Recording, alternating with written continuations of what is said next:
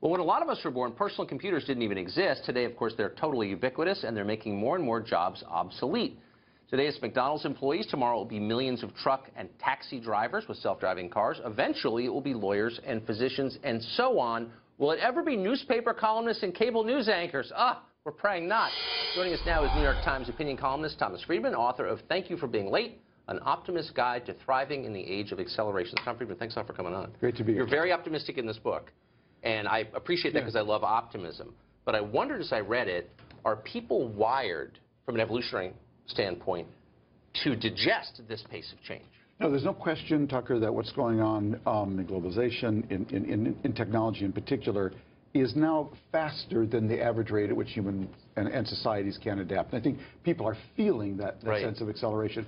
One of my favorite quotes in the book is from John Kelly. He ran the IBM Watson project. And he said to me when I was working on the book, he said, you know, Tom, when you buy a car, it comes with a sticker on the rear view mirror. It says objects in your rear view may be closer than they appear. That actually belongs on your front windshield now, because it's the stuff coming at us that's actually coming faster than you think. In fact, I had an experience in this book I've never had before. I've written about technology before.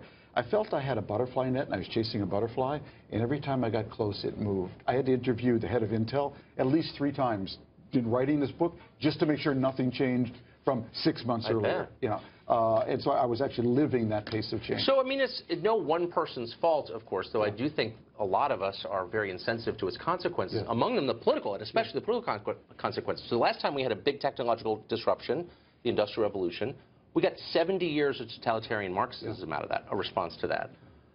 This is a more profound change.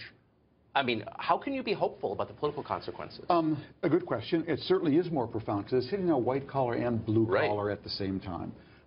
And yet today, even with all of that going on, we have about 4.5% unemployment. Yes, our people have dropped out of the labor force, but I'm optimistic because we've actually done this before. Remember, almost 100% of us used to live and work on farms, and they worked in factories, and people worked in factories. They found service jobs, then knowledge jobs. So obviously, we've done this before. This is going to be harder, okay? There's no question about it.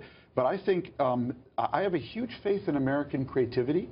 I was at a conference a few months ago. A woman was there. I said, what's your job? She said her job was tagging sharks for Twitter.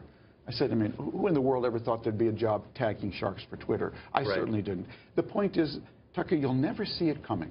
You'll never see these new jobs coming. But if we remain open and flexible, which is absolutely our value add as a country, I believe we're going to find a whole set of jobs that you can't imagine. A lot of them, Tucker, will be people dealing with people. I wrote last week about my friend Dov Seidman's idea that, you know, first we work with our hands, then we work more with our heads. Now we're going to work more with our hearts, okay?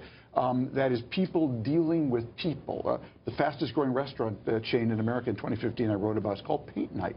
It's people who conduct paint by numbers, basically, classes for adults in bars. Whoever thought there'd be a business doing that? But it turns out people really want to be with people. You know, I have an interview with the Surgeon General in there, Vivek Murthy, and I asked him, what's the most prevalent disease in America? Is it heart disease? Is it diabetes? Is it cancer? He said it's isolation. Well, think about that. We live in the most technological age, but the Surgeon General says there are huge numbers of us, people feeling isolated. And I think connecting people to people will be a huge job. Maybe technology leads to isolation. And I think it does. Absolutely. But I mean, you still it's easy for us who are thriving, relatively speaking, in this economy. But the idea that people who are displaced by technology are going to seamlessly or at all find a place in this new order is really hard to believe. You can teach a farmer to run a drill press. You can't teach one to write code or a cable news host to write code. You just can't. So what about those people? Because my point is, I don't think that's what we're going to be the cutting edge of the jobs. I think the best jobs actually are going to be these people-to-people jobs. Yes, some people write code. Unfortunately, computers will soon be writing a lot of that code. And so I think we're going to see a whole new set of jobs and industries really around the heart, around connecting people to people, maybe through restaurants, through entertainment.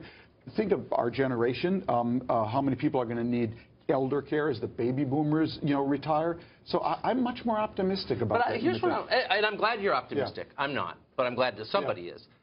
I don't understand at a moment of change this profound why you would want to add demographic and cultural and economic change on top of economic change. And I know it benefits a small number of employers who want cheaper labor. But why would you want to let in low-skilled labor, no promise of participating in this new economy?